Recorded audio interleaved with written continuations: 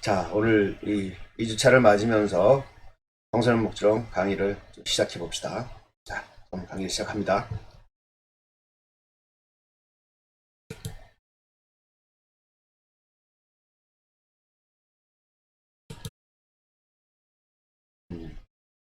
자, 지난 시간에 제1장 청소년 복지 이해를 했죠. 그래서 복지의 개념을 봤어요. 복지의 개념을 봤고, 그 다음에 사회복지 개념을 봤고, 그 다음에 청소년 복지의 개념을 봤어요. 그리고 그 안에서 이제 사회복지와 청소년 복지에 대해서 봤고요. 그리고 청소년 복지와 아동 복지에 대해서 봤고요.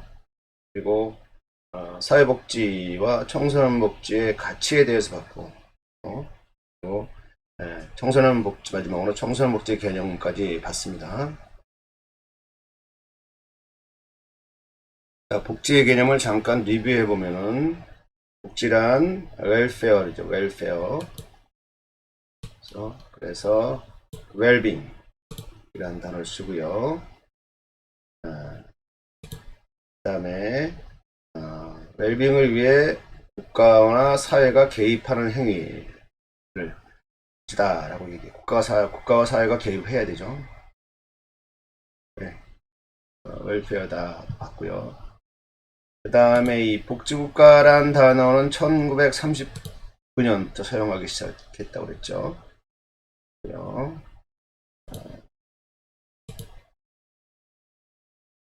한자문학과에서는 복지와 복리란 개념으로 썼고요. 그 다음에 웰페어가 개인적 차원에서는 실제의 행복감, 건강이 잘 보장되는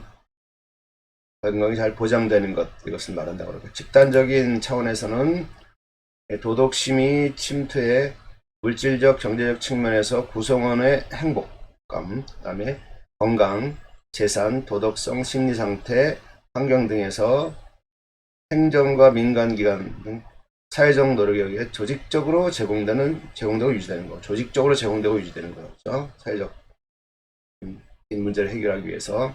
그게 바로 웰페어라고 그랬고요. 그 다음에, 자, 이 정도죠. 그리고 장인업은, 복지 웰페어에 대해서 안락하고 만족한 상태 또는 인간 건강과 번영의 상태를 웰페어다. 페어를 뭐 살아가다 지내다 이런 뜻을 갖고 있다고 얘기했고요.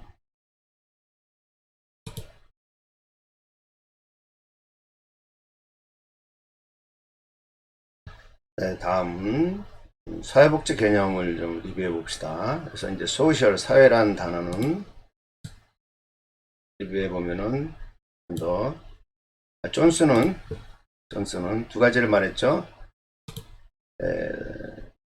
사회란 그러한 단어에서 어떤 형태의 보호와 공유의 의미를 포함한다. 그래서 상호작용 혹은 우애, 호감의 의미를 포함한다. 두 번째는 전체로서의 사회에 관련된 것이다. 그래서 사회 구성과 이로 인한 문제에 관련된 것이다. 얘기했고요. 그 다음에 이 포더는 집단 행동에 의해 제공되는 서비스다. 이런 뉘앙스를 포함하고 있다고 그랬어요. 그다음에 사회적 욕구를 목표로 제공하는 서비스다. 그다음에 상부상조 또는 이타주의와 깊은 사회적 동기로 제공되는 서비스다. 이런 의미를 포함하고 있는 게 사회라는 단어라고 그랬어요. 그 다음에 사회복지의 개념을 보죠. 소셜 웰페어. 소셜 웰페어는 먼저 프리들랜드와 랩트는 사회복지에 대해서 국민 전체의 복지와 사회 질서 유지의 기초가 되는 사회적 욕구를 충족시키기 위한 제반 장치를 강화하고 보장하는 것이다. 보장하는 법, 프로그램, 급여, 서비스다 라고 얘기했어요. 그 다음에 렌스키 루버는 뭐라고 그랬냐면 사회복지에 대해서 사회복지를 국민의 경제적 상황, 건강, 대인관계 능력을 유지시키거나 향상시키는 기능을 도모하는 기관, 제도, 프로그램에 조직된 체계라고 봤어요. 그다음에 김상규는 광의적 사회복지, 협의적 사회복지로 나눴고, 광의적 사회복지는 맞죠? 인간의 기본 욕구 충족과 사회 질서의 유지를 위해 필요하다고 인정되는 사회적 욕구를 해결하기 위해서 제공되는 법, 프로그램, 선물, 현금 등의 일체의 서비스 체계다. 광의에서는 직업복지와 자원복지를 포함하고 있다. 협의의 복지는 뭐 개인의 복지 증진을 국가가 책임지는 활동이다. 사회보장, 의료보장, 주택보장, 교육정책, 실업대책 혹은 포괄적인 사회정책을 협의의 사회복지라고 한다. 이렇게 얘기했고요. 장인엽은 사회복지에 대해서 얘기했습니다. 사회구성원이 기존의 사회제도, 가족제도, 시장제도, 정치제도, 종교제도 등을 통해서 기본적인 욕구를 충족시키는 데 어려움을 겪고 있거나 어려움이 예상될 때 그 욕구를 충족시킬 수 있도록 도움을 제공하는 조직화된 사회적 활동의 총체, 그것이 바로 사회복지다 라고 얘기했어요. 그래서 종합적으로 결론을 지어보면은 사회복지란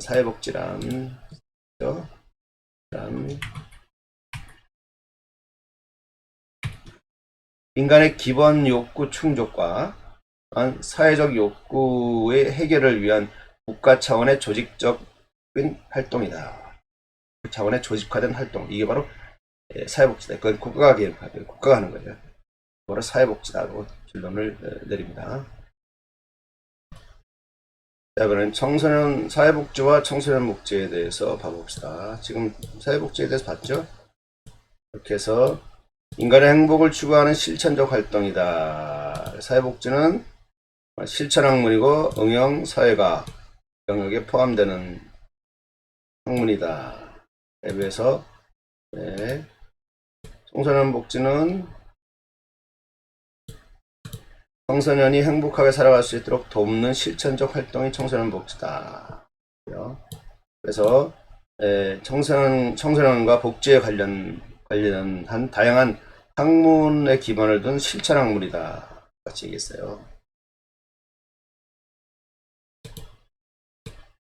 그 다음에 홍봉선 남미에는 청소년 복지에 대해서 얘기했죠.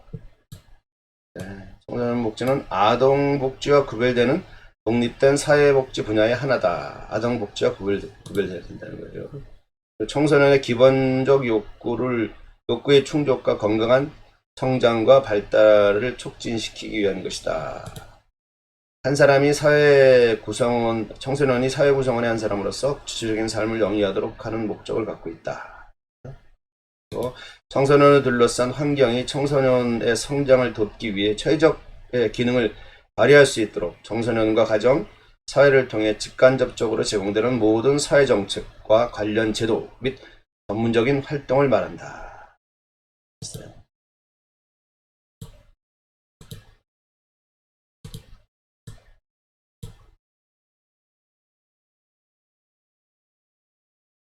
자, 이번에는 청소년 복지와 아동 복지에 대해서 보겠습니다.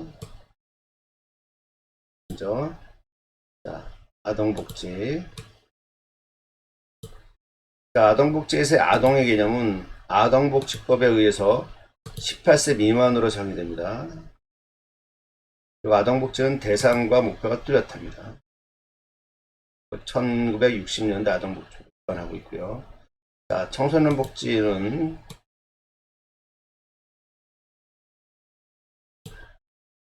청소년이란 그러한 개념은 청소년 기본법에 의해서 9세부터 24세까지를 말합니다. 그래서 아동복지의 아동과 청소년 복지의 청소년이 약간 중첩되는 경향이 있죠. 자,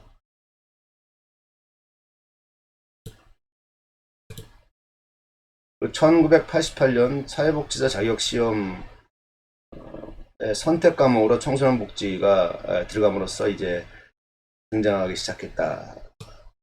이야기했습니다.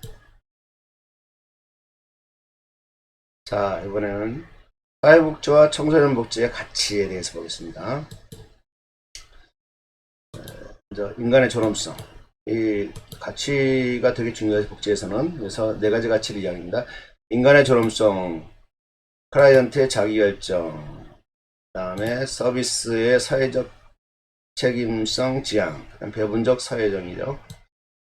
이겠습니다. 네. 그래서 인간의 존엄성과 배분적 사회정의가 굉장히 핵심적인 가치이고, 그 다음에 추가해서 클라이언트의 자기결정권, 서비스의 사회적 책임성 지향, 이런 가치들이 있다. 자, 인간의 존엄성, 그죠? 인간의 존엄성은, 자, 세계 인권 선언문 제1조에 모든 인간은 태어날 때부터 자유롭고 존엄하며 평등하다고 선언되어 있습니다. 우리 헌법 10조에도 모든 국민은 인간으로서의 존엄과 가치를 가지며 행복을 추구할 권리를 갖는다 라고 정의되어 있죠. 그래서 인간의 존엄성이란 인간다운 생활을 할 수 있을 정도의 생활 수준을 유지하는 것, 실질적으로 필요한 것이죠. 인간의 존엄성을 맞고요. 그 다음에 배분적 사회정의, 배분적 사회정의. 배분적 사회정의는 사회자원의 불평등한 배분, 이것이 문제가 되죠. 그래서 사회는 개인의 발전과 복지를 위해서 자원을 최소한으로 공평하게 배분해 주어야 한다. 그래서 배분적 사회정의는 개인의 능력이나 노력에 따라 빈부 차이가 있음을 인정하면서도 모든 인간이 인간다운 삶을 영위하기 위해서는 모든 사회 구성원이 기본적인 사회자원을 공평하게 배분하여야 한다고 보는 것이 바로 배분적 사회정의입니다. 그 다음에 클라이언트의 자기결정권이 있었고요. 그 다음에 서비스의 사회적 책임성 지향도 있었죠. 이것들이 이제 사회복지와 청소년 복지의 가치가 되겠습니다.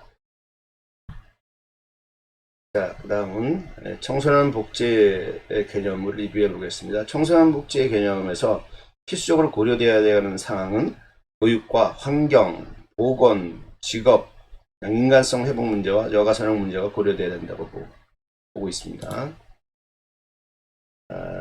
그리고 송건섭, 김명수는 청소년 복지의 개념에 대해서 이렇게 말합니다.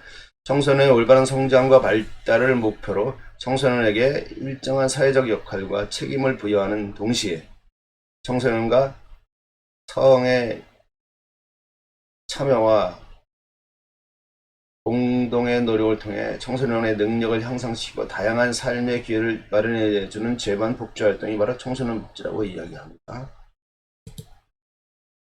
노혁, 그 다음에 마이어, 송정무, 청소년 기본법 제3조를 보죠. 청소년 기본법 제3조에서는 청소년 복지에 대해서 이렇게 언급합니다. 청소년이 정상적인 삶을 영위할 수 있는 기본적 여건을 조성하고 조화롭게 성장 및 발달할 수 있도록 제공되는 사회적 경제적 자원, 이것이 바로 청소년 복지다라고 이야기합니다. 자, 결론적으로 청소년 복지란 일반 청소년뿐만 아니라 다양한 위기 상황에 노출된 청소년을 포함한 모든 청소년이 가족과 사회의 일원으로서 행복하게 성장, 발달할 수 있도록 사회적, 경제적으로 지원하는 재반 복지 활동이 바로 청소년 복지다라고 이야기합니다. 지난 시간에 공부했던 걸 리뷰했습니다. 자, 오늘은 사회복지의 관점에 대해 청소년 복지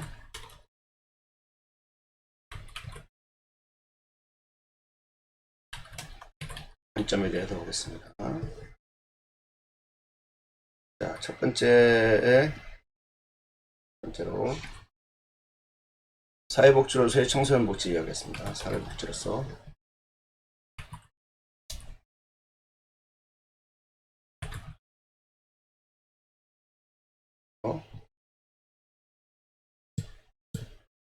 그 다음에 다음은 두 번째는 청소년 복지의 개인 중심 관점을 보겠습니다. 다음 세 번째로 청소년 복지의 생태 환경 중심 관점을 보겠습니다. 그리고 첫 번째 사회복지로서의 청소년 복지에서는 세 파트를 보겠습니다. 먼저 자녀적 접근, 즉 문제 중심적 접근, 문제 중심적 관점을 보고요. 제도적 접근, 예방적 관점을 보고요. 그 다음에 세 번째 발전적 접근, 즉 청소년 개발 관점을 보겠습니다. 그리고 청소년 복지의 개인 중심 관점으로는 첫 번째 인파워먼트 접근 방법을 보겠습니다. 관점을 소개하고 청소년 복지에 적용을 할 거고요. 그 다음에 두 번째는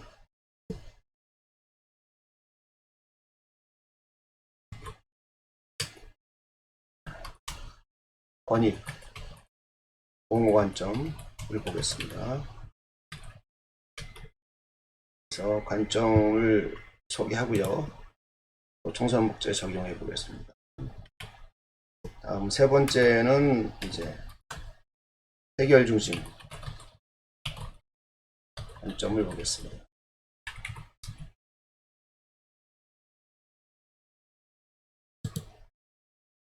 관점을 소개하고요. 그리고 똑같이 청소년 복지의 적용 분야를 보겠습니다. 그 다음에 이제 청소년 복지의 생태 환경 중심 관점은 이제 체계 이론에 대해서 체계 이론에 대해서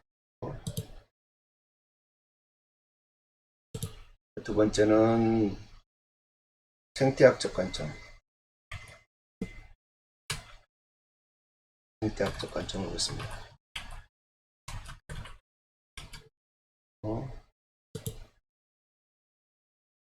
다음은 여기까지 이렇게 해서 청소년 복지의 관점 요 틀 안에서 쭉 한번 언급을 하겠습니다. 같이 생각해 보겠습니다. 자, 첫 번째 섹션 사회복지로서의 청소년 복지를 이해해 보겠습니다. 그 청소년 복지는 청소년 대상에 대한 규정이나 청소년 특성에 대한 입장과 더불어 무엇을 복지로 볼 것인가 이거에 따라 다르게 이해될 수 있습니다.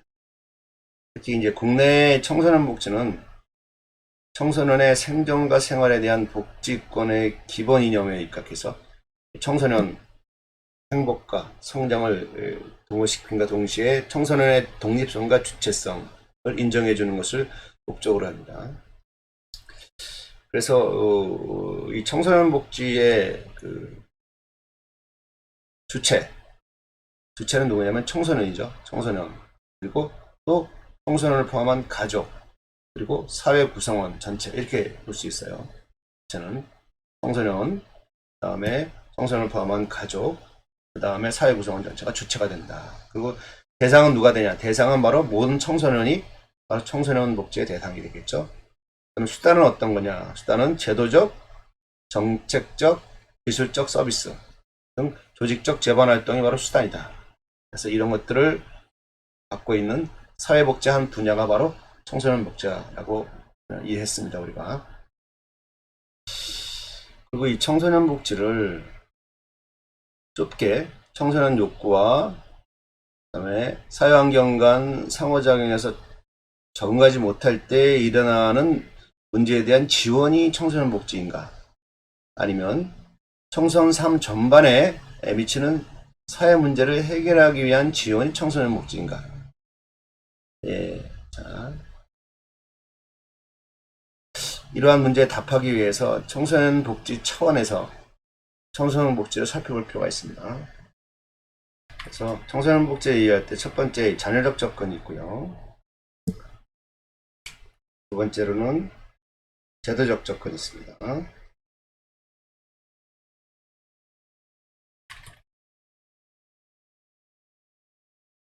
세 번째로는 발전적 접근이 있습니다.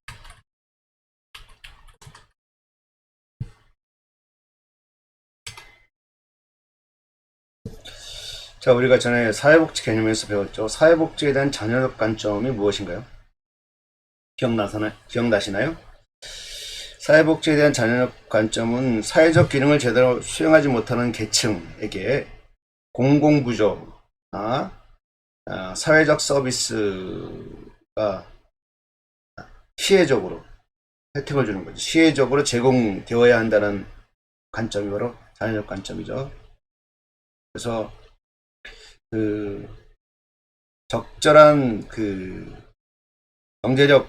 경제사회적 삶을 누리는 일반적 보편적 인간이나 가족은 제외되죠.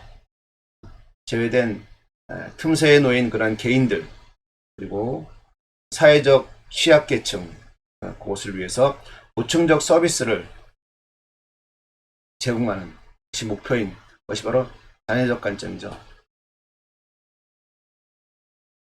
그래서 이 자녀적 복지 개념은 개인이나 가족이 필요로 하는 욕구를 스스로 채우기 위한 노력을 기울이는 것을 전제로 하고 있어요. 스스로 노력해야 된다, 전제.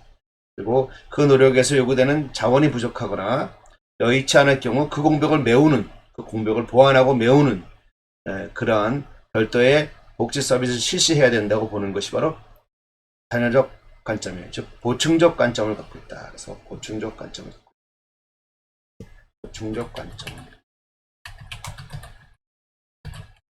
갖고 있다. 볼 수 있죠. 그래서 이때 제공되는 복지 서비스는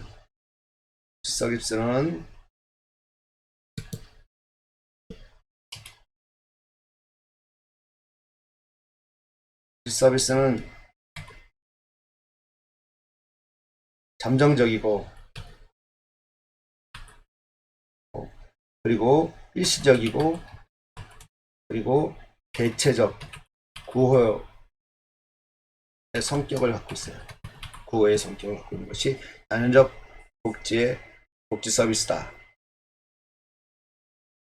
그래서 이 복지를 사회적 취약계층을 위한 지원으로 정의하는 거죠.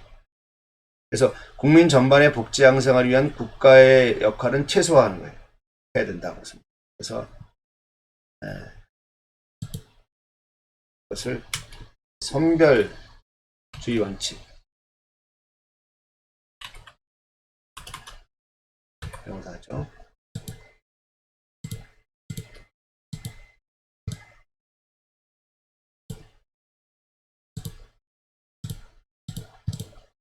그래서 선별주의 원칙을 적용한다. 보편주의가 아니라 선별주의죠. 그래서 서비스를 필요로 하고 그 서비스, 그 필요성이 입증된 사람에게만 제공하는 거예요. 이게 선별주의예요.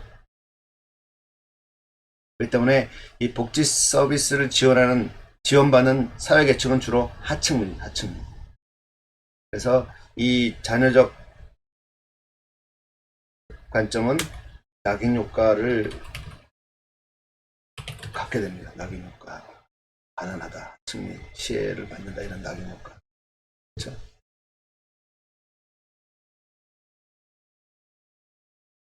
그래서 누가 되냐면 이제 소년소녀 가장이나 그다음에 시설보호 청소년이나 그다음에 빈곤 청소년 등 요보 대상 청소년들이 요보 대상 청소년들이 대상이 되죠.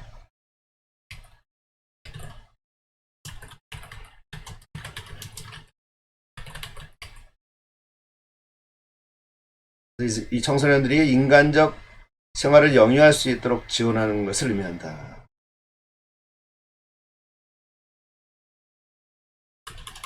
인간적 생활을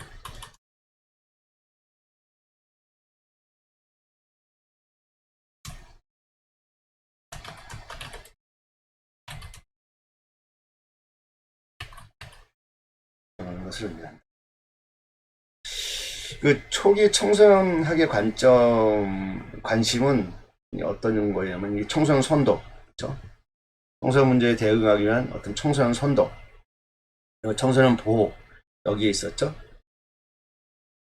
그래서 그 당시에 청소년학 실천가나 연구가들은 그 가족 폭력이나 빈곤, 가족 해체 등의 환경적 위험, 즉 약물 남용이나 그다음에 청소년 임신, 그다음에 대인 폭력 이런 것들에 대해서 이 감소시키는 그런 노력을 집중했죠. 그래서 이 당시에는 이제 청소년 입걸 이업 위험 이런 도식을 이끌어냈죠. 청소년 입걸.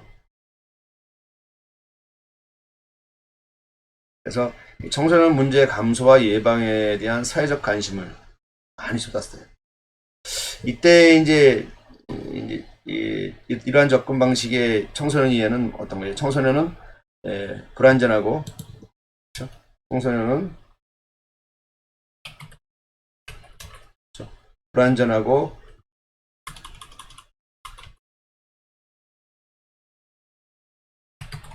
그다음에 미성숙하고 존재다.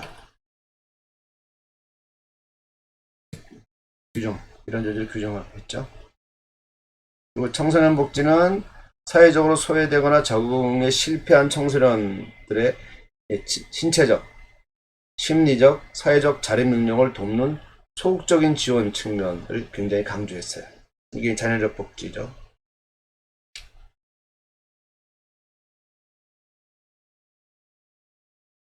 그래서 이제 자녀적 접근으로서의 청소년 복지를 한번 보면은